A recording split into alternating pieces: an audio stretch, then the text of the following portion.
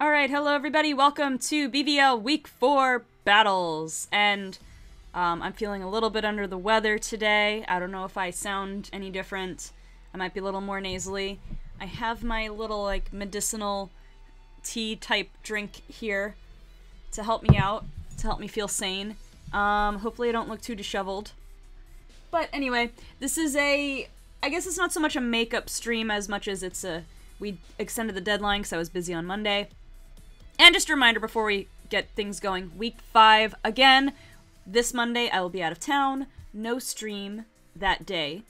We will do Week 5 and Week 6 battles on the next Monday, the 30th of September, and so for those of you participating, you have the 2 weeks, any time frame in the, like, in any order, in any way you want to get those 2 battles done within those 2 weeks, you can do it. But have them done by the 30th. Alright, so let me go ahead and get into the voice chat. Would probably ghost on you around the time of the incident. Hello. Before it was like kind of random. Hello. Hey, Banana. Yo. Alright, so we're about to get started with our battle replays. First up, in fact, well, we have the Detroit Legends versus the Fellstar Miniors. And I've already marked down who brought who to battle.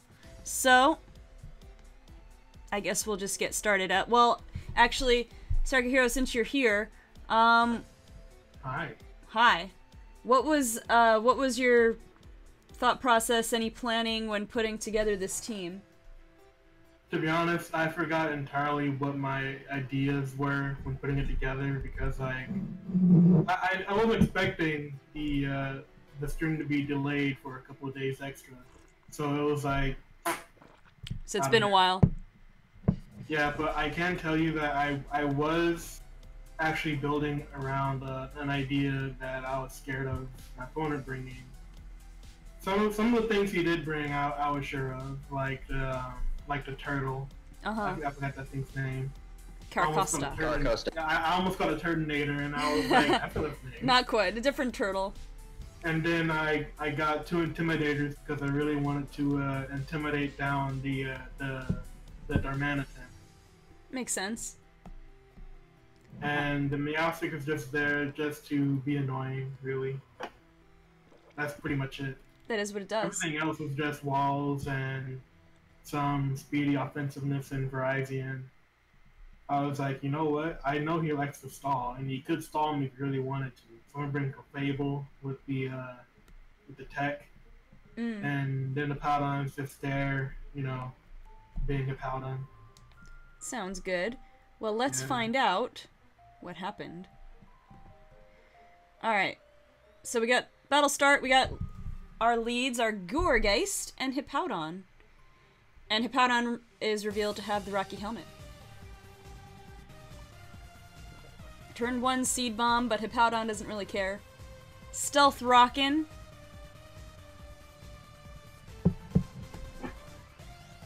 Also, maybe I should lower my music a little bit. Alright. So, question.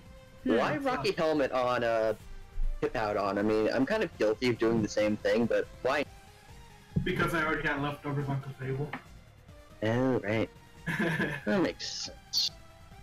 I guess in theory you could have also gone with a Sandstone, just to increase the Sandstorm, but I'm not sure if that would be the best move.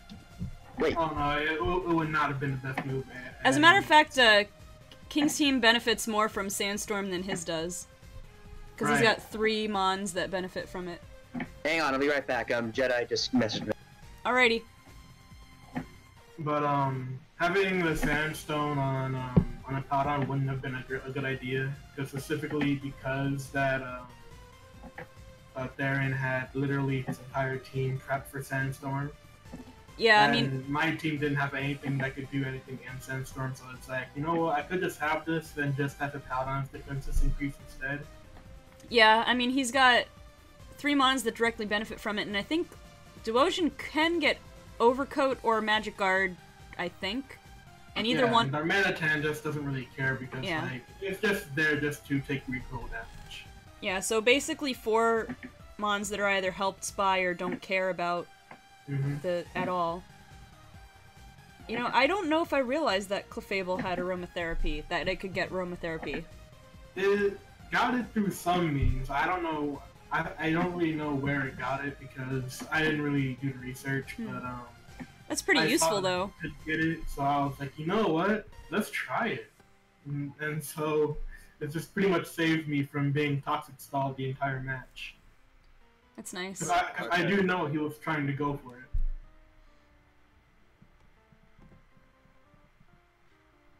it.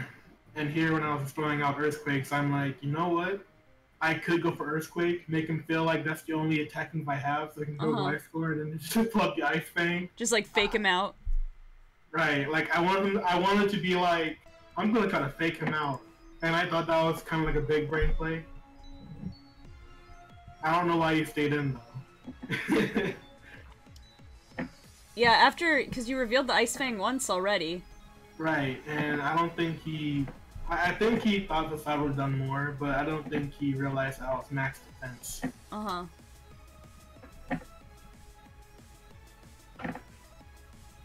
And here he just goes for the Toxic, knowing full well I have aromatherapy. I forgot why I went for Ice Fang here. I think it's because I wanted him to go into Gourgeist, and he was probably picking out what Earthquake is like a steal. Right, trying to predict a switch. Right.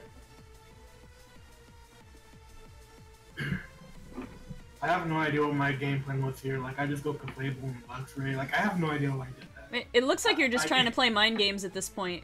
Trying to get him to mess up.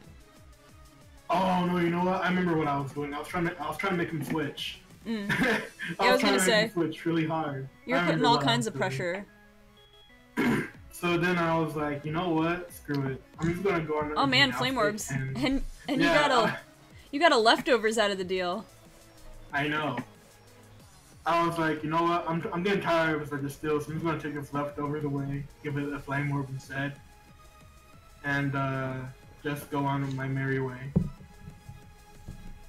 Now, the idea behind the Meowstic is I wanted to catch it on his Glide Score, but that didn't happen, so it was like, you know what? I'm going to mess with this Registeel.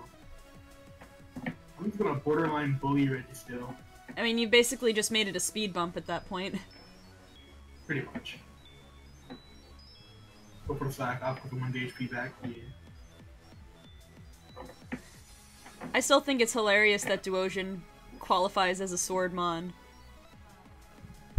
Is it really? Yeah, because my criteria was like one of its offensive stats had to be over. I forget what I decided. It was something like 125, and then its defensive stats couldn't be over 100. Right. And like it meets that. Magneton meets that. Like a couple of not fully evolved Pokemon meet that. Mm-hmm. Oh man. Now here, I don't know why he didn't think I wasn't unaware. Well, especially I definitely took rock. Well, right, that rocks. That, and if he didn't catch on then, I mean, when you just started setting up with him. Now, does Unaware work like against you as well, where you don't experience the boosted stats when you get attacked? Or no, he just ignores the opponent's He experiences the boosted stats, so he still gains +2 when he Calm Minds, but he ignores Duosion's attack and defense boosts. So it basically only helps you. Yeah. There's never a best situation for Unaware, unless you don't need it. Nice, nice. The only time when you don't need Unaware is when you don't need Unaware. When your opponent has no way of setting up. And so if your stats are lowered, does it ignore it, or does it I think it still only ignores the opponent's stat changes. Oh, I think that might actually be the wording. Yeah, because they changed Unaware in Gen 7. Like, changed it somehow, but... Yeah, because I remember it being, like, different before Gen 7.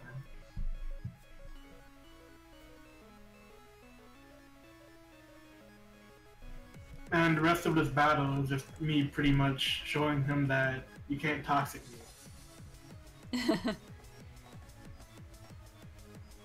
And just clicking Moonblast, pretty much. Yeah, you got yourself in a good random situation. Play that didn't make any sense to me. He went to Gourgeist instead of going Darmanitan, and I'm like, sure, I'll take it. Right, I mean, if anything, you'd want to hit on the physical side for a chance. Right, like he went to Gourgeist, I'm like, okay, so I Moonblast that too. And then he goes into Darmanitan, I'm like, I don't know why I did this earlier. Yeah. I think the reason why I stayed in here is because I wanted him to take a heavy chunk of recoil, and I didn't have any other mon I really wanted to like let fall down. But then I do something weird, and I let something else go down too, and I don't know why I did that. Go to Luxray, get the Intimidate off. I vote switch, kill. I mean, I guess, yeah. Well, I mean, I guess he took himself out anyway, but... Yeah. But then it didn't even cross my mind that I had forgotten that Caracosa is Aqua. Oh, so yeah. I lost Luxray. Oh, yeah. And I'm like, well, that stinks. I could have had a 4-0. Feels bad, man. Yeah, I forgot this thing even existed because I've been out of the Pokemon game for such a while. I'm like, oh, I forget what everything does. So I'm like, well, this stings. Time to go into Virizion and just restore my HP. Not like I needed it. Alrighty, well that's gonna do it for the first game. Let me go ahead and go ahead and do the numbers. While I'm doing that, we'll rewatch the match. It was one of those, like, the beginning was really slow and then it started to pick up as it went along. To be honest, I was more scared of him like actually finding a way to poison stall me than it would be me like trying to figure out how to beat the toxic stall, but I found a way to manage. Now, how I found a way to manage is beyond me, but... It worked out. I think I covered this replay in the BVL chat, but yeah, Aki played pretty well. It's just King kind of choked hard by trying to set up duos on Clefable when it was obviously unaware. Yeah, that was a bad play there. To be honest, I feel like he could have won the game if he actually took an opportunity to like catch me off guard when I was like trying to force him to switch. Like I can't control what money goes into. I'll just make a switch. You know, like if he had went to Manitan straight out of nowhere, I'll just be sitting here like, well, how do I deal with this now? Like somebody's gonna get flare blitzed. Right. I mean, at any point when you were kind of playing the switch game, if he had gone into Darmanitan, it would have made things harder for you. Right, something would have been Flare Blitz, and I wouldn't have been happy about it. Yeah, you would have to take a loss pretty much on whatever was out. But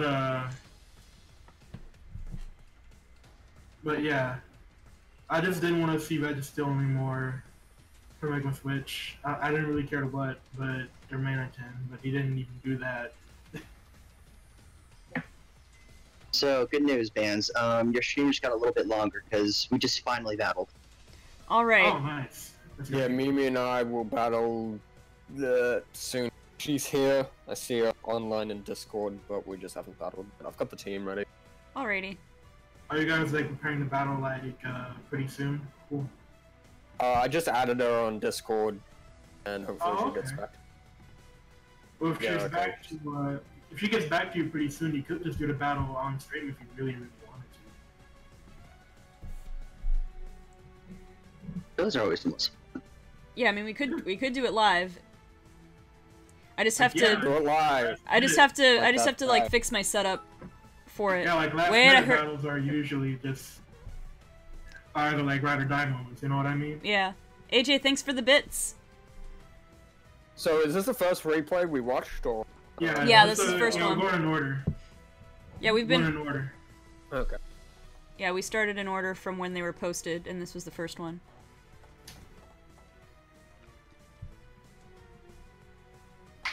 So, alright, let me get the numbers here. We have a nice win for the Felstar Miniors at +3, bringing them to 2-2 for the season. We have 3 KOs for Clefable, 1 for Hippowdon, and 1 for Virizion, however you choose to pronounce it. I guess Virizion is the official one, but it makes me think of Verizon, so, you know. Verizon Mobile? Yes. So, but the MVP for the Felstar Miniors for the season is still Salamence with 6 KOs. Differential for the season so far, Felstar Miniors is -1. Now, the Detroit Legends taking a -3 with 1 KO for Caracosta, 2 for Darmanitan. They're at 1 and 3 with a -11 differential right now. The MVP, current MVP is still Darmanitan, this time with 6 KOs for the season. And that is that. So again, these are all, I believe they're all in-conference matches this week. I think now, again, they're all going to be in-conference until the final week, where everybody faces a rival. And finished up. Perfect timing. All right. So I think we are ready to move on to battle number 2.